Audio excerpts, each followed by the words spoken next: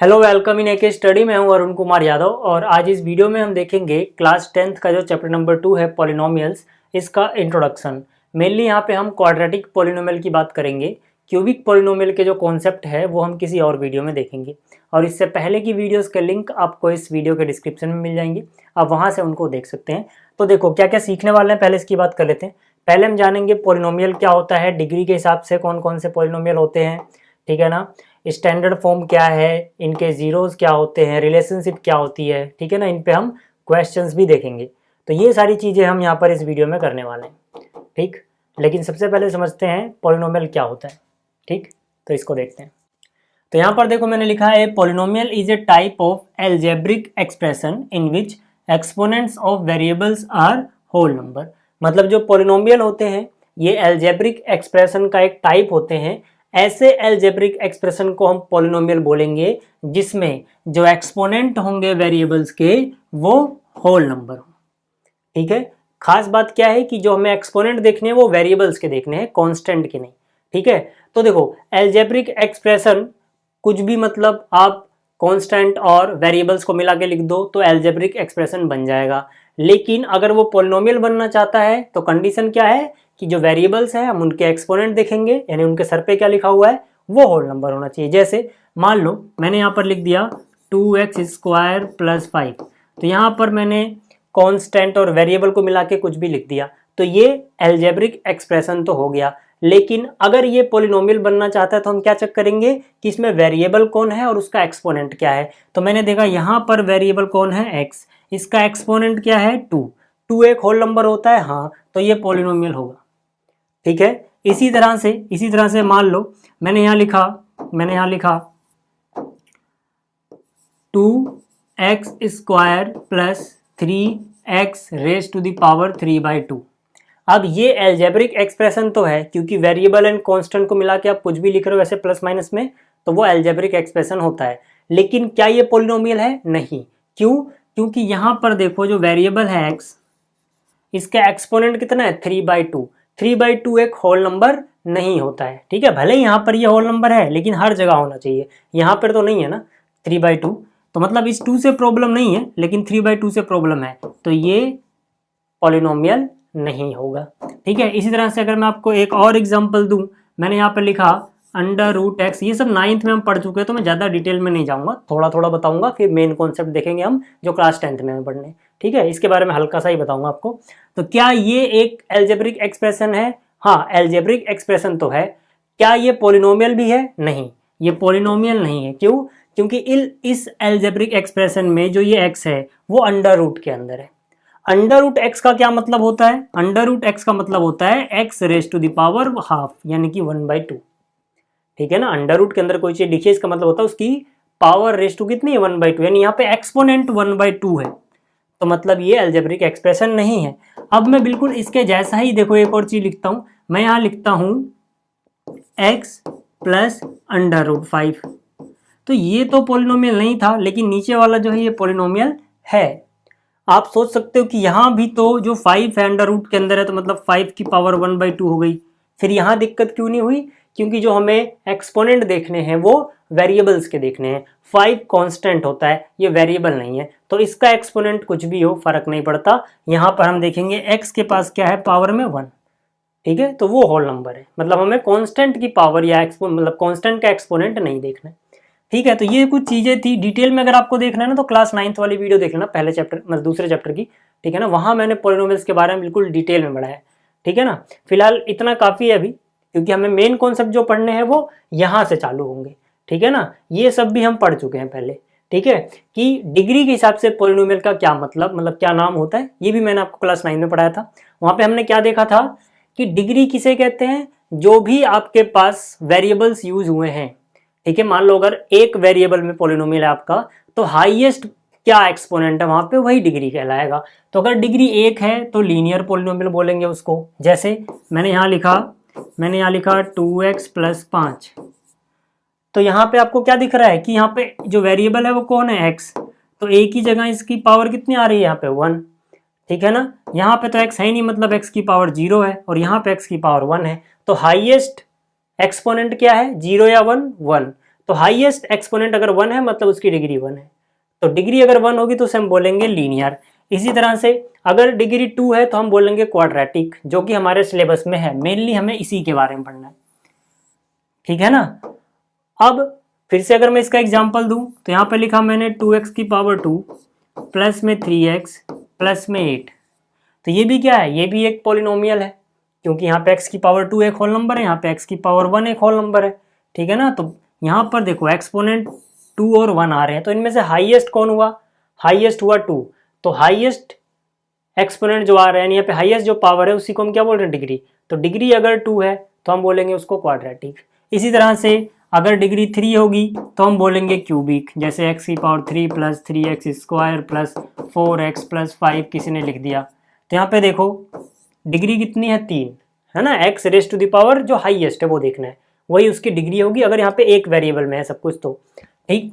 और हमारे सिलेबस में जो भी पॉलिनोमियल है वो 1 वेरिएबल वाले ही है, तो यहाँ पर ये क्या है, ये क्यूबिक है। इसी तरह से अगर 4 होगी तो बाई क्वाड्रेटिक होगा। तो ये सब हम क्लास 9 में पढ़ चुके हैं, जो यहाँ पे हमें पढ़ना है वो यहाँ से स्टार्ट होता है, ठीक है।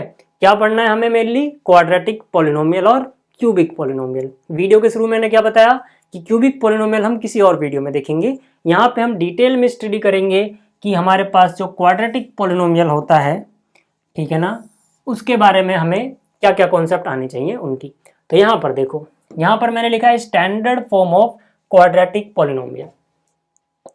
जो क्वाड्रेटिक पॉलिनोमियल है, मान लो px कोई क्वाड्रेटिक पॉलिनोमियल है, तो px की स्टैंडर्ड फॉर्म होगी ax square plus bx plus c। ये क्या है, ये किसी क्वाड्रेटिक पॉलिनोमियल की स्टैंडर्ड फॉर्म है, जहां पर जो a है वो कोफिशिएंट किसका है, x स्क्वायर का, यानी कि यहाँ पे जो a है वो क्या होगा, कोफिशिएंट ऑफ x स्क्वायर कौन होगा, a होगा। इसी तरह से कोफिशिएंट ऑफ x क्या होगा, मतलब x के साथ जो है वो क्या है, वो b है, और जो कांस्टेंट टर्म है वो c है। समझ में आ गई बात आपको, ठीक है। अब जैसे कि अगर मैं आपको एग्जांपल दूं तो मान लो मैंने यहाँ लिखा 5x square plus 3x plus 6, ठीक है। तो यहाँ पे आपको अगर पहचानना हो कि a b और c क्या है, तो मैंने क्या बोला, a कौन है, जो x स्क्वायर का कोफिशिएंट है, तो यहाँ पे x स्क्वायर कोफिशिएंट कौन है, 5, तो मतलब a की वैल्यू हो गई 5। आप इस तरह से कंपेयर भी करके देख सकते हैं, ठीक। इसी तरह से जो x का कोफिशिएंट है वो कौन है, b, तो यानी कि b की वैल्यू हो गई 3, और जो कांस्टेंट टर्म बची वो कौन, c, तो यहाँ c की वैल्यू क्या हो गई, 6 हो गई। इतना आपको समझ में आ गया कि स्टैंडर्ड फॉर्म ये है क्वाड्रेटिक पॉलिनोमियल की। अब इसके आगे बात करते हैं। इसके आगे हमें क्या सीखना है कि किसी भी पॉलिनोमियल के जीरो का क्या मतलब है। आपने बहुत बार ये सुना होगा कि इस पॉलिनोमियल के जीरोस फाइंड करो या जीरो फाइंड करो। तो जीरो का क्या मतलब होता है, मान लो अपने पास, अभी हम क्योंकि क्वाड्रेटिक का ही एग्जाम्पल लेंगे, मान लो अपने पास एक पॉलिनोमियल है px, ठीक है ना, ax square plus bx plus c, ये क्या अपने पास कोई पॉलिनोमियल है। इसके जीरो का ये मतलब है कि यहाँ पे अगर मान लो 1 वेरिएबल वाला पढ़ रहे हैं हम, वेरिएबल के यहाँ पे x, तो यहाँ पे जो वेरिएबल यूज हुआ है यानी कि x, इस x की ऐसी क्या वैल्यू यहाँ पे पुट करें कि ये इस पूरे को जीरो बना दे, मतलब x की वो वैल्यू जो इस पॉलिनोमियल को जीरो बना देगी, वही x की वैल्यू इसका जीरो कहलाएगी। समझ में आ गया, नहीं आया तो एक और तरीका समझो। यहाँ पे देखो मैंने क्या लिखा कि ये पॉलिनोमियल किस वेरिएबल में है, x में है, तो इस x की जगह मान लो मैंने अल्फा पुट किया, ठीक है, और अल्फा पुट करने के बाद इसने इसे बना दिया जीरो। तो अगर p ऑफ अल्फा जीरो आ गया, ठीक है ना, और हमारा पॉलिनोमियल क्या रहा होगा, p ऑफ x, मतलब x की जगह पे अल्फा रखने पे अगर जीरो आ गया तो मतलब है कि alpha is a zero of polynomial px। समझ में आई बात, नहीं समझ में आई अभी भी तो एक एग्जाम्पल देखो, समझ में आ जाएगी। एग्जाम्पल क्या है, यहाँ पर देखो, मान लो मेरे पास जो ये पॉलिनोमियल था इसको मैंने इस फॉर्म में लिखा। मान लो एक एग्जाम्पल लिया मैंने कि अपने पास जो पॉलिनोमियल है वो है x square plus 3x plus 2, ये एक पॉलिनोमियल है। मैंने यहाँ पर क्या देखा, मैंने यहाँ पर देखा कि अगर मैं x की जगह, अभी कैसे निकालते हैं जीरोस वो नहीं बता रहा, वो हम आगे देखेंगे, ठीक है। मैंने यहाँ पर देखा कि अगर मैं x की जगह पे -1 पुट कर दूं तो ये जीरो बन जा रहा है। देखो रख के देखो, ये x की जगह पे आपको -1 रखना है, तो x की जगह मैंने क्या रखा, -1। तो ये -1 का स्क्वायर +1 हुआ, +-3 + 2, तो 2 और 1 3, -3 कितना 0। तो मतलब जब मैंने यहाँ पे x की जगह -1 रखा तो ये आ गया 0। ये पॉलिनोमियल की वैल्यू कितनी आ गई, 0। क्यों आई, क्योंकि मैंने x की जगह पर -1 पुट किया था। क्या मतलब हुआ इसका मतलब ये हुआ कि जो -1 है वो एक 0 है। -1 इज अ 0 ऑफ px, जो भी पॉलिनोमियल है। समझ में आ गया, ठीक है। अब इससे कंफ्यूज मत होना, मैं ये नहीं कह रहा कि -1 जो है वो 0 के बराबर है, नहीं, ये नहीं बोल रहा मैं ये कह रहा हूं कि जो -1 है वो इस पॉलिनोमियल का 0 है। मतलब इस पॉलिनोमियल में x की जगह ये रखने पे ये 0 बन जाएगा, ये मतलब है कहने का। समझ में आ गई बात आपको, ठीक है। और आपको याद रखना है कि जिस पॉलिनोमियल की जितनी डिग्री होती है उसके मैक्सिमम उतने ही जीरोज हो सकते हैं। मैंने क्या बोला, जिस पॉलिनोमियल की जितनी डिग्री होगी उसके मैक्सिमम उतने ही जीरोज हो सकते हैं। तो अभी हम देख रहे हैं यहाँ पे क्वाड्रेटिक पॉलिनोमियल, तो मतलब क्वाड्रेटिक पॉलिनोमियल के मैक्सिमम जीरो कितने हो सकते हैं, 2। तो हम ये मान के चलते हैं कि एक जीरो को नाम हमने दिया अल्फा, दूसरे का नाम दिया बीटा, ये क्या होगा इसके जीरोज। तो मतलब अल्फा और बीटा जो देख के डर लगता है ये कुछ नहीं है, नाम है, इसके नाम है जीरोज के, है ना। जैसे कि मान लो आपने कुत्ता पाला तो कुत्ते का नाम रखते हो ना, वैसे यहाँ पर जीरोज पाला गया है और जीरोज 2 हैं, तो एक का नाम रख दिया अल्फा, दूसरे का नाम रख दिया बीटा। आपके पास 2 कुत्ते हैं तो उनका नाम भी एक का अल्फा एक का बीटा रखोगे तो क्या बुलाओगे उन्हें, अल्फा बीटा। ऐसे हमने जीरोज के नाम क्या रखे हैं, अल्फा और बीटा, तो इनको हम बुलाते हैं एक को अल्फा और एक को बीटा। समझ में आ गई बात। अब देखो, क्योंकि ये क्वाड्रेटिक पॉलिनोमियल है तो इसका एक जीरो तो ये था, दूसरा जीरो क्या होगा, दूसरा जीरो यहाँ पे अगर आप -2 रखोगे ना तो -2 का स्क्वायर +4 और ये 2 6 और -2 × 3 -6, दूसरा भी मिल जाएगा आपको, यानी बीटा भी मिल जाएगा, ठीक है। तो एक को मैंने अल्फा बोल दिया, एक को बीटा। तो जो पहला जीरो आया था इसको समझ लो ये अल्फा है, -1।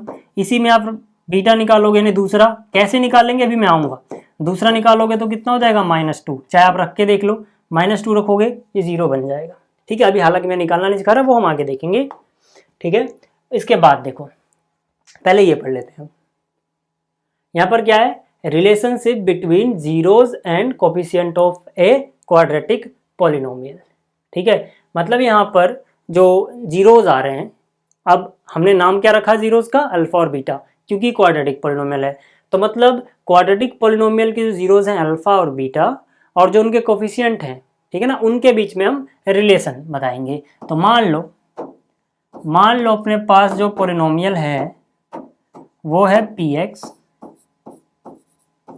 ठीक है। स्टैंडर्ड फॉर्म में लिखते हैं इसको ax² + bx + c, और ये मान लो कि अल्फा और बीटा जो हैं ये इसके जीरोज हैं, ये क्या है, इसके जीरोज। अभी हम इन पे क्वेश्चन भी देखेंगे। तो आपको याद रखना है कि अल्फा + बीटा, जिसे हम बोलेंगे सम ऑफ जीरोज, ये जीरोज का क्या है, सम, जीरोज को हमने जोड़ दिया, ठीक है ना। ये होता है -b/a, यानी कि जो ये x का कोफिशिएंट है इसका नेगेटिव लो -b, और जो x² का कोफिशिएंट है उससे डिवाइड कर दो।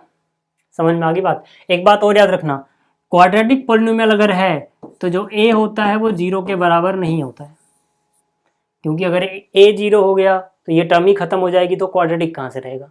क्वाड्रेटिक पॉलिनोमियल के लिए a जो है वो 0 के बराबर नहीं होता है, ये बात समझ में आ गई। इसी तरह से अगर मैं प्रोडक्ट ऑफ जीरो की बात करूं, यानी अल्फा और बीटा को मल्टीप्लाई करूं, तो इनका प्रोडक्ट वही आएगा जो c/a की वैल्यू होगी। समझ में आ गया।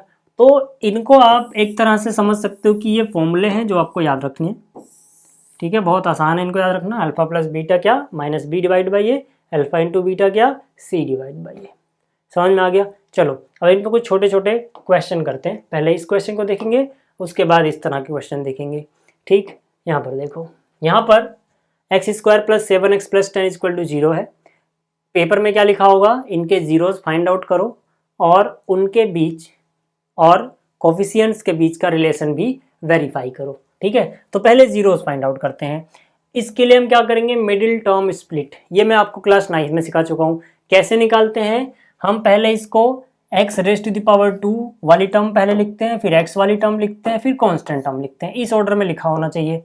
उसके बाद हम क्या देखते हैं कि इसको और एक्स स्क्वायर का जो कोफिशिएंट है, जैसे यहाँ पे कुछ नहीं दिख रहा तो 1 है, तो इसको और 1 को मल्टीप्लाई करके क्या आएगा 10 1 जा 10, यानी हमें दो नंबर ऐसे ढूंढने हैं जिनको मल्टीप्लाई करके आता हो 10। ठीक, फिर हमें देखना होता है कि अगर यहाँ पे प्लस है तो इन्हीं दोनों नंबर्स को प्लस करके वो चीज़ आनी चाहिए जो बीच में है। बीच में क्या है 7। हालांकि जब हम एक्सरसाइज करेंगे ना 2.2 तब मैं ये तरीका आपको डिटेल में पढ़ाऊंगा, फिलहाल अभी आप देख लो, अभी ये इंट्रोडक्शन वीडियो है ना। ठीक, तो यहाँ पर देखो 10 1 जा 10, अब दो नंबर ढूंढो जिनको मल्टीप्लाई करके 10 आता हो, तो आप बोलोगे भाई 10 इंटू 10, 10 इंटू 1 10 होता है, लेकिन क्या 10 और 1 को प्लस करके 7 आएगा? नहीं आएगा। तो मतलब हम 10 और 1 नहीं लेंगे, कुछ और नंबर सोचो। जैसे 5 इंटू 2 10 होता है, तो क्या 5 और 2 को प्लस करके 7 आता है? बिल्कुल आता है। तो मतलब काम बन गया। तो यहाँ पे हम क्या लिखेंगे? यहाँ पे हम लिखेंगे देखो ये वाली चीज़ सेम टू सेम, ये वाली चीज़ सेम टू सेम, ये दोनों सेम टू सेम रहना चाहिए, यानी x square same to same plus में 10 ये भी सेम ऐसे ही रहेगा प्लस। बस आपको चेंज क्या करना होता है, जो ये 7 है, जो ये 7 है इसको लिखना होता है 5 + 2। ठीक है, तो 7 को हम क्या लिख देंगे जो हमने यहाँ पता लगाया, क्या क्या मिला 5 + 2। अब 7 को तो मैंने 5 + 2 लिख दिया, इसके साथ में x भी तो है, तो x तो यहीं रहेगा। ठीक है, अब इसको मिटा दो, ये रफ वर्क था। तो यहाँ पर देखो क्या हो गया, एक्स स्क्वायर, एक्स को अंदर मल्टीप्लाई करो, 5 इंटू एक्स हो जाएगा 5x, 2 इंटू एक्स हो जाएगा 2x + 10। ठीक है, और क्योंकि हम यहाँ जीरोस फाइंड आउट कर रहे हैं तो हमें एक लाइन और लिखनी चाहिए थी शुरू में। ठीक है, क्या लिखनी चाहिए शुरू में? हमें लिखना चाहिए 4 zeros, 4 हमसे क्या बोला गया, पहले 0 फाइंड आउट करो, 4 zeros। ठीक है, ये जो चीज़ें हैं ना, this should be equal to 0, क्योंकि भाई जीरोस का मतलब ही मैंने आपको क्या बताया, जीरोस का मतलब ही मैंने बताया कि वो वैल्यू हम फाइंड आउट करेंगे जो इनको 0 बना दे। अब क्योंकि यहाँ पे हमें अगर जीरोस पता होते हैं तो इसको पुट करते तो 0 आ जाता, हम कर रहे हैं इसका उल्टा, हमें पता नहीं है, हमें पता लगाना है, तो हम क्या करेंगे, हम इसको 0 के बराबर रख देंगे। अब वहां पे x की वैल्यू निकालेंगे, वही x की वैल्यू 0 होगी, क्योंकि वो x की वैल्यू कब आई, जब हमने इसको 0 के बराबर पुट किया। ठीक, अब आप क्या करोगे, इसमें से कॉमन लो, क्या कॉमन आ रहा है x। ठीक है ना, ये सब चीज़ें हम देख चुके हैं क्लास 9th में। तो यहाँ हो जाएगा x + 5। हालांकि डिटेल में हम यही चीज़ देखेंगे एक्सरसाइज 2.2 में। ठीक है, तो 2 कॉमन लोगे तो यहाँ क्या बचेगा, x + 5। तो यहाँ क्या हो जाएगा, देखो x + 5 कॉमन, इधर क्या बचेगा x + 2 और इज इक्वल टू क्या है 0। तो अब दो चीज़ों को मल्टीप्लाई करके कितना आ रहा है 0, तो इसका मतलब क्या है कि इनमें से एटलीस्ट 1 तो 0 होना चाहिए, या तो ये 0 हो या फिर ये 0 हो या दोनों ही 0। ऐसा क्यों, देखो आप कह सकते हो, इसको आप एक चीज़ समझो, ब्रैकेट में जो लिखी हुई है इसको दूसरी, दो चीज़ों को मल्टीप्लाई करके 0 कब आता है। ठीक है ना, हमने इसको अलग अलग 0 क्यों लिखा, देखो दो चीज़ों को मल्टीप्लाई करके 0 कब आ सकता है, जब इनमें से कम एक 0 हो, मतलब या तो इसकी वैल्यू 0 हो, इसकी 0 ना हो, तब भी इंटू 0 करके 0 आएगा, या फिर इसकी 0 ना हो, इसकी 0 हो, तब भी 0 आ जाएगा, या फिर दोनों ही 0। हमें पता नहीं है तो हम क्या करेंगे, और लगाएंगे और आगे बढ़ जाएंगे, या तो ये 0 या फिर ये 0, या हो सकता है दोनों रहे। तो अब क्या होगा, यहाँ से x की वैल्यू आएगी -5 और यहाँ से x की वैल्यू क्या आएगी -2, -5 -2।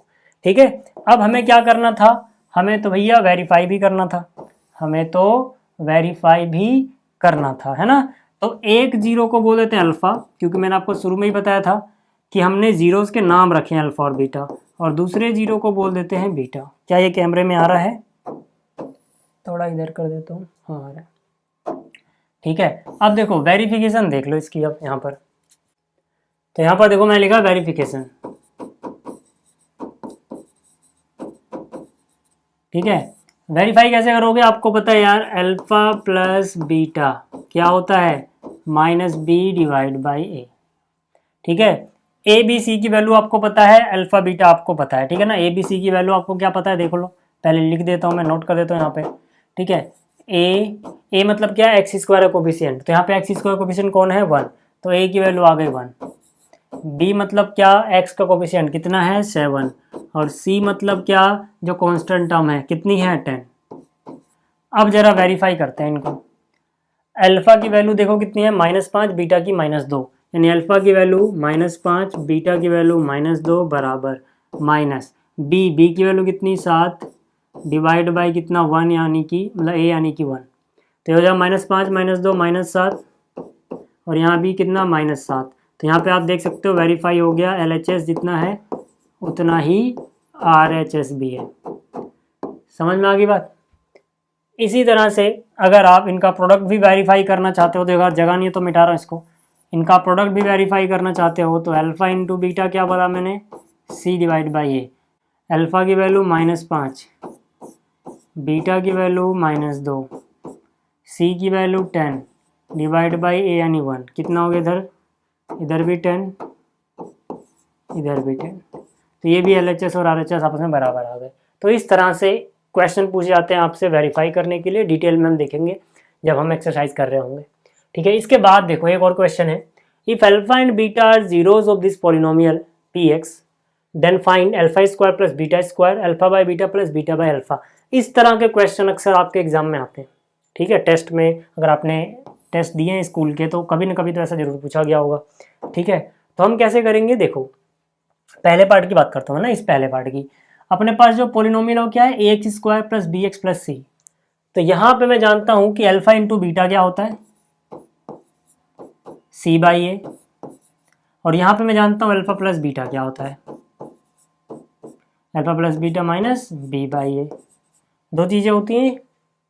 अब मैं क्या करूँगा, मैं देखूंगा जो मुझे निकालना है उसमें तो यार अल्फा और बीटा के सर पे 2 लिखा हुआ है, मतलब इनका स्क्वायर हो रहा है। अगर मैं यहाँ पर दोनों तरफ स्क्वायर कर दूं तो मुझे कुछ ना कुछ इसके जैसा तो मिलेगा, भले कुछ फालतू भी मिलेगा बट इसके जैसा तो मिलेगा ना। तो यहाँ से मुझे आइडिया आता है, ठीक है ना, इसको मैंने फर्स्ट बोला, इसको सेकंड बोला। सेकंड में squaring both side, squaring both sides, दोनों तरफ स्क्वायर करोगे तो ये क्या हो जाएगा, अल्फा प्लस बीटा का स्क्वायर, और यहाँ माइनस बी डिवाइड बाई ए का स्क्वायर। ठीक है भाई, तो अब क्या होगा देखो, ये हो जाएगा alpha square plus beta square plus 2 alpha beta, और इधर हो जाएगा b square divide by a square. और अपने को पता है यार कि हमें alpha square plus beta square की वैल्यू चाहिए, है ना, और इसकी वैल्यू अपने को पता है फ्रॉम इक्वेशन 1 c बाई ए। ठीक है, तो हम क्या बोलेंगे, ये हो जाएगा 2 इंटू सी डिवाइड बाई ए, है ना। बहुत आसान क्वेश्चन है ये, मैंने जानबूझ के इजी लिया है। हार्ड क्वेश्चन हम देखेंगे जब ये चैप्टर कर चुके होंगे, इंपॉर्टेंट क्वेश्चन हम कर रहे होंगे, इंपॉर्टेंट क्वेश्चन की जो सीरीज आएगी उसमें हम देखेंगे इस तरह के जो टफ क्वेश्चन होते हैं वो कैसे करते हैं। फिलहाल अभी इजी पे फोकस करो। तो यहाँ पे alpha square plus beta square की वैल्यू पता लगानी है, इसको माइनस में ले जाओगे, बी स्क्वायर माइनस ए स्क्वायर अपनी जगह, माइनस में कौन जाएगा 2c डिवाइड बाई ए। ठीक है भाई, तो इस तरह से सोल्व करना आसान है यार। इनका एलसीएम क्या हो गया, ए स्क्वायर का टेबल इसमें 1 बढ़ जाएगा, ए स्क्वायर बन जाओ, ए स्क्वायर 1 इंटू बी स्क्वायर हो गया। यहाँ पर ए का टेबल ए बढ़ जाएगा, ए स्क्वायर आएगा, यानी कि ए को मल्टीप्लाई करोगे 2ac, है ना। जिसको समझ में नहीं आया सिंपली समझ लो यार, जैसे 4/3 प्लस 5/2 होता है, तो इनका एलसीएम 6 आएगा, तो 3 का टेबल ही तो पढ़ते हो, 3 2 जा 6। ठीक है ना, तो मैं एक तरह से 3 को ऐसे भी लिख, जो 6 इनका एलसीएम आया उसको मैं थोड़ी देर के लिए अगर ऐसे लिखूं तो आप ऐसे समझो 3 से 3 कट गया, 2 टेबल जाएगा, 2 इंटू 4 करते हो। इसी तरह से जब आप इसका टेबल इसमें पढ़ रहे हो तो आप सोचते हो 2 से 2 कट गया, क्या बचा 3, तो 3 से मल्टीप्लाई करते हो। तो वही कॉन्सेप्ट जरा यहाँ लगाओ। ठीक है, ए स्क्वायर को अपने दिमाग में लिख लो ए इंटू ए, क्या लिख लो, ए इंटू ए। ठीक है ना, इधर वाला तो देखो डायरेक्ट समझ में आ गया होगा, ए स्क्वायर, इधर वाला नहीं आया तो ए से ए कट गया, क्या बचा ए इंटू 2c 2ac, है ना। इधर वाले में शायद दिक्कत रही होगी बच्चों को कि कैसे हुआ, तो अब समझ में आ गया होगा कैसे हुआ। ठीक है, तो यहाँ से ये वैल्यू मिल गई अपने को, किसकी वैल्यू मिली है, 1 मिनट इसको पहले थोड़ा दूर लिखते हैं, गिट पिच जाएगा। देखो किसकी वैल्यू मिली है, alpha square plus beta square की।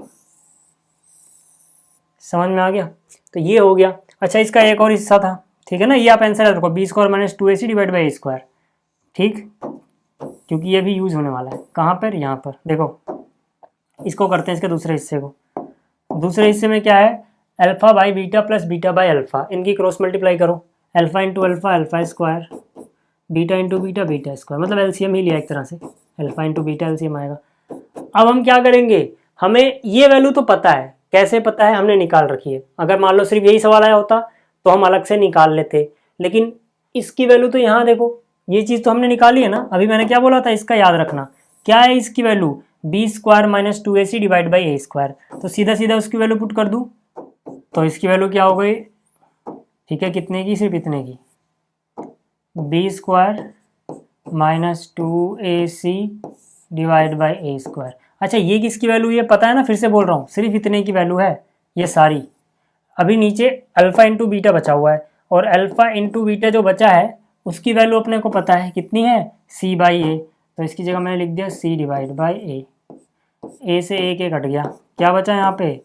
B square minus 2ac divide by, यहाँ पर a, यहाँ पे c।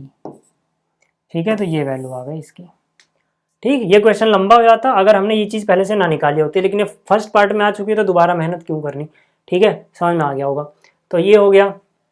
इसके बाद देखो, इसके बाद अपने पास क्या है?